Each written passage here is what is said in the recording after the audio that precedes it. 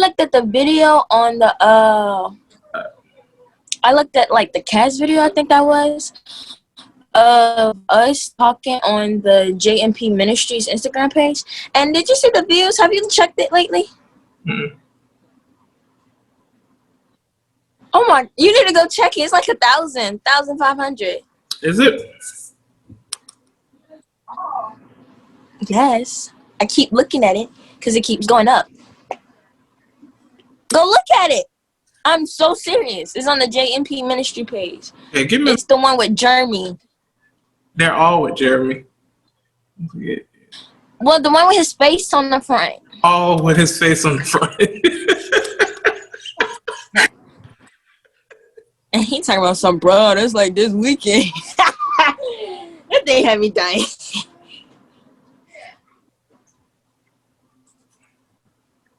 Yeah. 1,637. It done went up since I looked at it the last time. Okay. All right then. I told you it was on my page for sponsors. Uh-huh. You need to start checking stuff. See, you don't pay attention. That's a shame. That I had to tell you that video was at 1,000 views.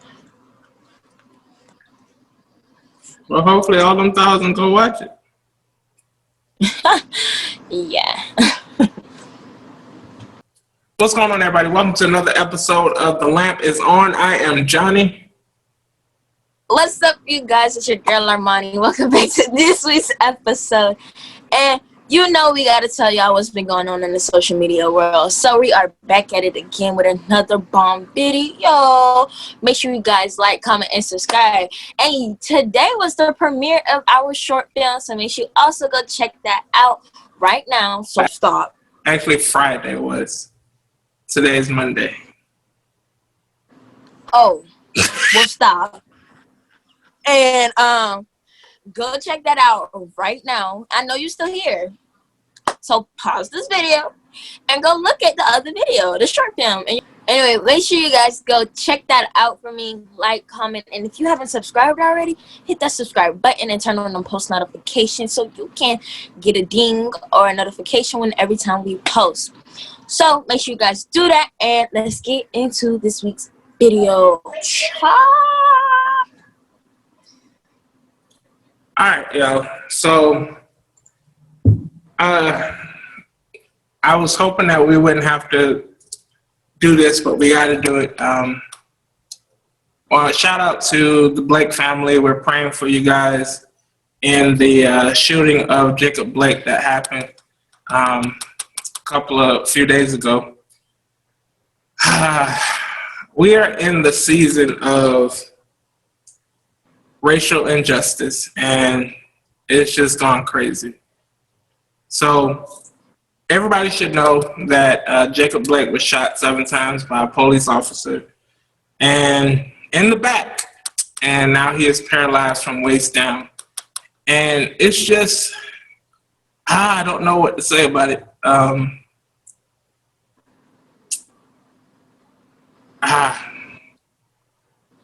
It's crazy. So we're in the midst of trying to understand where we are in this country, because it's like 2020 and we're still dealing with people not liking us because of the color of our skin. And I just don't know when enough is enough. I definitely agree. This is a hard topic to be talking about for today because, like you said, enough is enough, but we don't know when everything is going to stop. It's very heartbreaking to know that we can barely go out in the street without thinking of, am I going to come back home tonight? Or even driving with kids in the car and thinking of, oh, I got to watch how I drive for not for safety reasons, but for also, I don't want to get pulled over and I don't want another situation to happen and let the world be worse than it already is. We just don't know. And it is kind of difficult to wrap your head and understand what's going on throughout America. And we're supposed to be like the land of opportunity. People want to come here to get better jobs, to have a better life, to be successful. But you come here and they have to deal with things that are worse than things that they dealt with in their own country. And it's sad to say that when people come over here, of course you have a lot of freedom. You can do technically whatever you want to if it's not written in the laws. But then again, can you even do that? I mean, going to your car? Like, can we even do that anymore? Can I even be in my house? Can I go jogging in my own neighborhood? Or can I even just make one little mistake? So it's just sad to know that these things are happening today. And it's not even in the world because other countries have their own problems. But in America, it's different because we are trying to work it out for ourselves. But no one within the government system or who has the power or is in this type of hierarchy is doing anything about anything that's going on. Like, they haven't said anything about it. They're quiet. I don't know if it's that they just don't know how to handle it, or they just don't want to talk about it because they feel like something else is bigger than this situation, which, something can be bigger than this, but I don't see what is. Like, I'll tell you why. It's because the man that we have in the White House right now, he said it in his acceptance speech that he did on Thursday. He said that they are going to always defend those who are in law enforcement. So they are for law and order. And so when it comes to stuff like that, it's like, okay, we only care about the cops. We don't care about the lives that the cops take. And that's the part that's bothering me, is that we have rules for certain people. And they were showing this stuff on the news and the different, how they did, like that boy that killed the 9 people in Charleston. How when they arrested him, it was so peaceful, and they went and got him something to eat.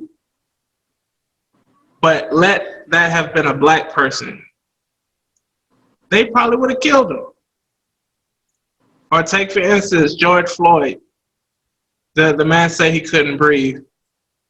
And y'all hollering, well, get in the car, but y'all are still on his body. And so it's just, even with the 17-year-old, the white male, 17 years old, got this rifle, walking around in front of the policeman, and they not doing anything. And come to find out, he killed 2 people and wounded 1. But yet, I just need us to all stop and to think, why isn't my life just as important as yours? And so that's what keeps coming to me, and I keep wondering, when is enough going to be enough? Because we've been at this thing over and over, but it seems to not get anywhere. Yeah, that is true. I saw this post, like, I think it was a couple months ago, maybe a couple weeks ago, but I think it was a couple months ago. And it was like showing police officers by countries and how long, like, they have to go through training. The longer that they go through training, the less numbers that people have been killed because of that, because of police brutality. So I feel as the United States need to take on that approach of training the people who works for law enforcement. 2 weeks of training to be a police officer, that's not going to work. So you mean to tell me y'all go through simulations, you go through paperwork, you go through everything, training too, that needs to be done in 2 weeks? I really think a good 2 years or a year at that needs to be done, because there's no way that 2 years you can become somebody who has the power of taking another person's life, taking them into custody or like jail, or even just dealing with certain situations like bank robberies and just things like that. I feel the need as if each and every officer or law enforcement needs to understand and go through a simulation of each and every situation that can possibly happen. Mm-hmm. And if they do that and they understand it, then they will understand how to handle situations better than they already are.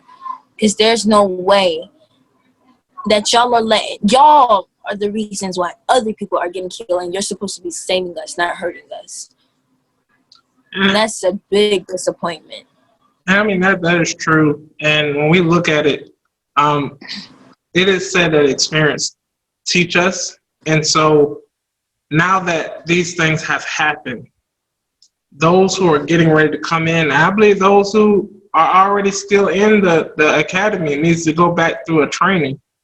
And they need to train on the situations. What do you do in a dispute with two people or one male or something like that? They're running away from the police. What do you do? What should you do? So these things need to, that's even hard to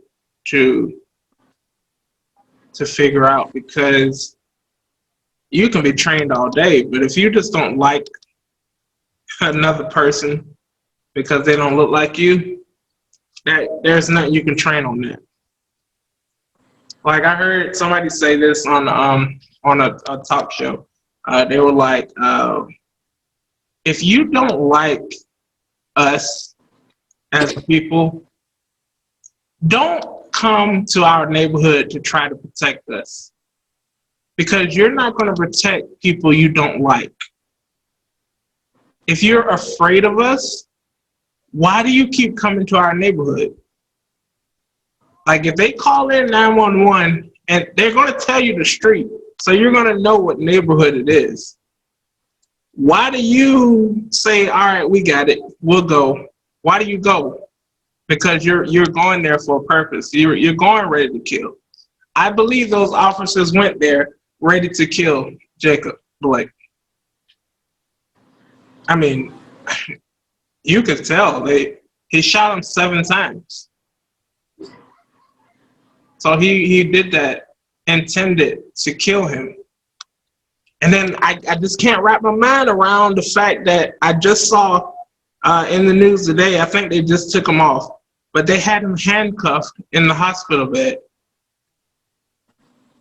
Like, my thing is, and this is not, this is not funny, but really, the man is paralyzed from his waist down. Where is he going? Mm-hmm. So, I guess they have this thought of a stereotype, you know, how black people can be aggressive and things. So they're afraid that just because you can't use your legs doesn't mean you can't use your hands. But there's a bare minimum what you can do with your hands. So how do you feel about the boycotts? They have just changed the boycott. Basketball players and LeBron James and all the NBA players, yes. Yeah. I think that is a really great idea. Because you have people who adore the NBA, the NFL, the hockey league, the soccer league. You have people who love those things.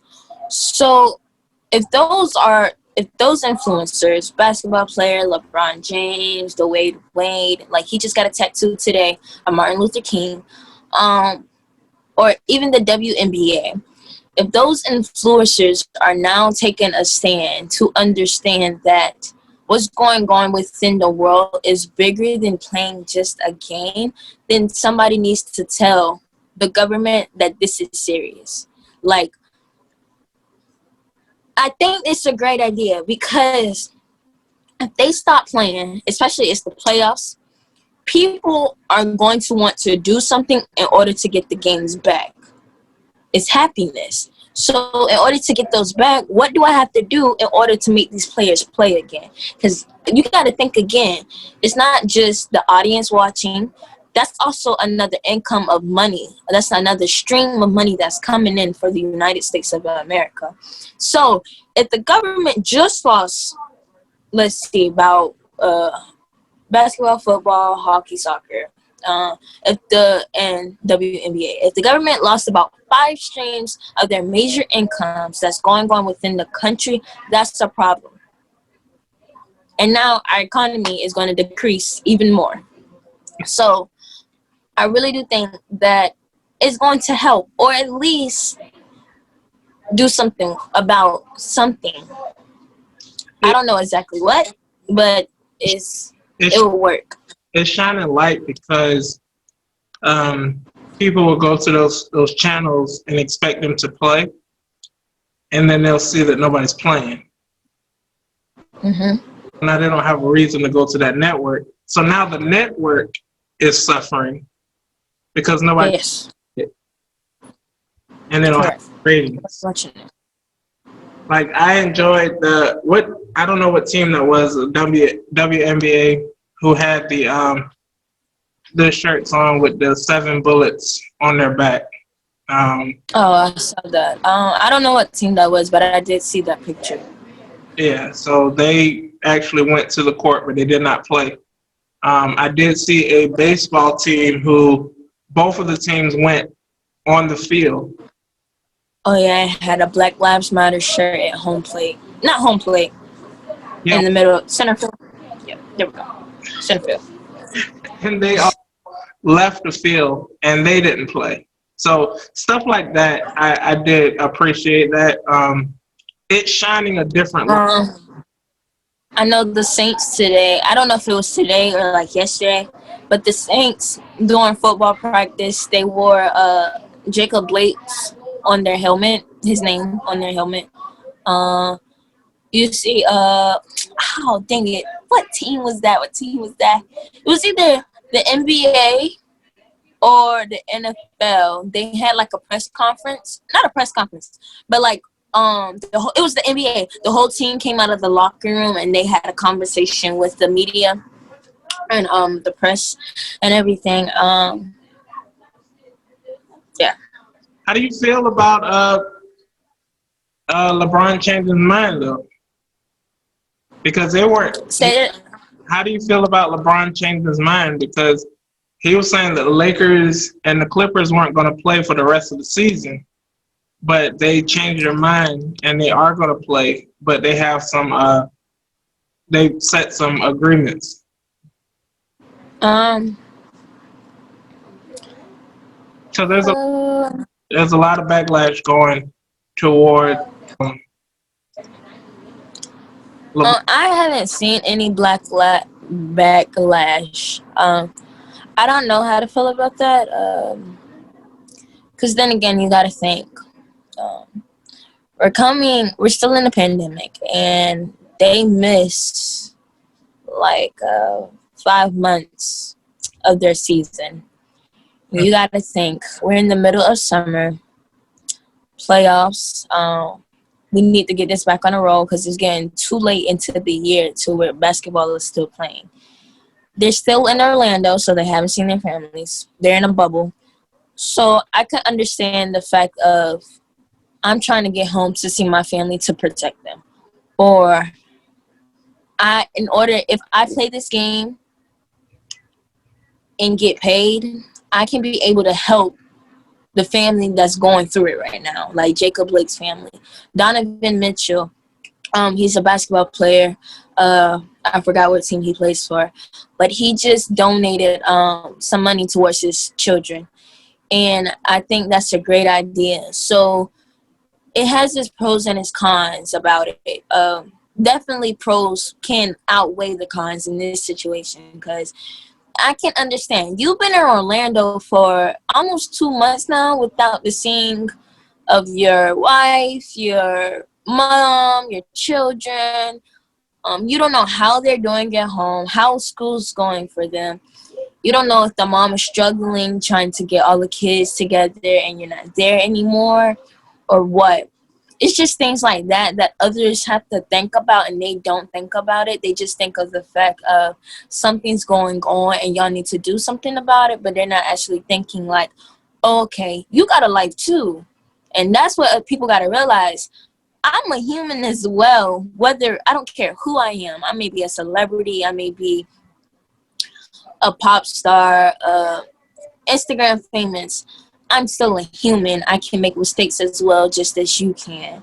So therefore, I mean, I got things to do. I have a life. You know, I gotta protect my family and everything. So I don't know how to feel about that one, but I do understand, like, maybe those are reasons why they did do it, or why they kept playing, or something like that. I think it was something, one of the agreements they made was that they're going to make the stadiums, they're going to make them polling locations for voting. I think I I read. didn't hear that. That would be a great idea, though. You know, more space and more people can come in at a time to vote, so that way things can happen faster, maybe. Yeah, because I'm telling y'all now, we need to get that man out of the White House. One way or the We other. just gotta see how this goes. No, I keep saying this to myself. 2020 has been quite a year. You know, with the pandemic going on, with losing one of the greatest basketball players of all time, with riots, boycotts, and it's just like explosions.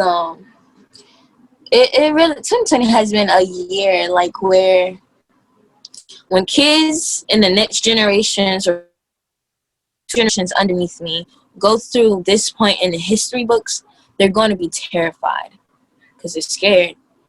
They're going to ask their parents, or like, what were you doing during that time period, or how did you help the situation, or how did it affect you? How did you feel about it? And, you know, we're just going to have to sit there and tell them, like, it was a hard time for us, you know. At the end of the day, we got through it. And it's just going to, for some people, it's going to be a time where they don't want to talk about it. So they might tell the kids, like, hey, when the right time comes, I'll let you know what I was doing during that time, or whatever, and whatever the case may be. But 2020 has definitely been a year, because I was thinking about it today, like during school and stuff. I was home today and I was off, and I was thinking, like, my teacher, he was telling us how the superintendent just said that we're not going back. So that's kind of heartbreaking, because, like, I haven't seen my friends since March. I kind of missed them. But yeah, we're not going back, and that's like, man. So you mean to tell me I don't like online learning? The platform keeps shutting down. All these teachers keep talking too much. But at the end of the day, I'm still glad at least to have something to get my education. Yeah, it was just heartbreaking, because it was like, yeah, the superintendent said we're not going back, and I'm in this, like, the camera, I'm like, oh my God. But, you know, I'm really, really, really praying that by December we will be able to go back. You know how when you're a senior, you have all these thoughts and dreams and Not you. things in your head of how senior year is gonna go. Sorry. Thought my life was gonna be like High School Musical. I was gonna go to prom, go to basketball games, go to graduation. You're not doing that. I don't think none of that is happening at this point. And even if y'all were to go back to school, y'all wouldn't still have prom and all that stuff, because like even when the vaccine gets ready, it's still got to go through the country. So so we're like another year of trying to get ourselves back together. Yes, it is. Yes, it has been. I mean, 2020 has been an eye-opener. A lot of us was coming in 2020, say, oh, we're going to see some good stuff. This is the year of clear vision. Oh. Yes. 20. This the year. Yeah. God showed y'all something. Yeah. 2020 has also been, I'm glad it did happen. 2020 showed you who are really there for you. Like, you know, who's just, well, always going to be there, is going to stay there. Yeah, it has been an eye-opener, definitely. I've been able to grow mentally and physically, which is great. And working on myself, things like that, doing whatever I need to do so I can become successful in the future. So it definitely has been, it may have been, well, we never thought that nothing like this was ever going to happen. But I guess you can say I'm glad it did happen, so that way later on in life when I'm adult and like all that stuff, I would have lost my mind. Children at home with me? Oh no. No. But yeah, it's definitely an eye opener. I totally agree with you on that one. Yeah, I mean, so we just gotta pray that this thing gets, we get some kind of results from this. This had to be nothing but a miracle, because the way that he was shot and all the places that he was shot, he should have been dead. And for him to just be paralyzed from his waist down is nothing but that is. So yes, that's amazing. Yes. And to see how close he was shot, that's, I don't know. We just gotta figure out a way to get our voices out there and get our voices heard. Because when people say Black Lives Matter, they feel like we're saying that only Black Lives Matter. But that's not really the case. We're saying that Black Lives Matter just as much as other lives matter. I saw a post just like that today. I think that was today. My brain be all over the place. I think that was today though, or it was yesterday. One of these days, I saw a post like that, and it was like, we're not saying that. What you just said, basically, yeah. What you just said. My brain be all over the place, but yes. And on that note, we shall end this episode. So thank you guys for tuning into this week's episode. Make sure you guys like, comment, and subscribe. And check out our short film. You gotta go check it out. It's hilarious, you guys. It is a very good laugh. You won't laugh. It's a very good laugh. You won't be disappointed. Thank you for tuning into this week's episode. Y'all have a blessed one. Cheese. Peace. I can't believe you.